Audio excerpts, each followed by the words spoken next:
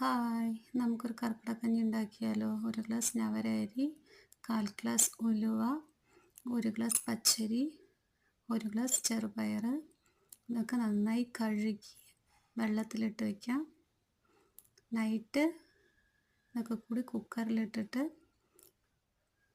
1 spoon ജീരകപ്പൊടി, 1 spoon കുരുമുളക് പൊടി ഇട്ടിട്ട് നന്നായി വേവിച്ചെടുക്കാം. ഒരു 4-5 വിസിലിട്ടെടുക്കാം.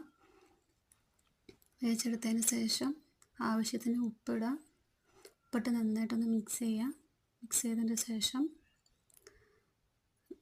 വീണ്ടും 1 സ്പൂൺ കുരുമുളക് പൊടി ഇട്ടിട്ട് നന്നായിട്ടൊന്ന് ഇളക്കിയെടുക്കാം.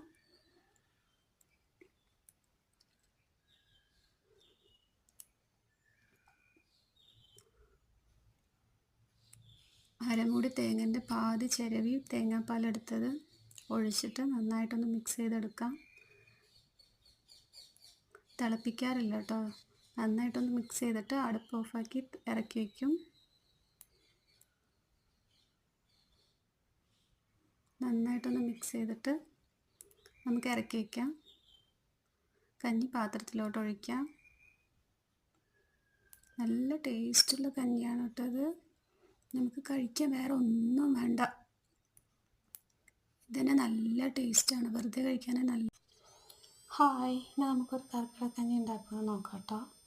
ഞവരരി 1 ഗ്ലാസ്, പിന്നെ കുറച്ച് വെന്തയം, ഒരു 1/4 ഗ്ലാസ് വെന്തയം, പിന്നെ 1 ഗ്ലാസ് പച്ചരി, പിന്നെ 1 ഗ്ലാസ് പച്ചപ്പയർ.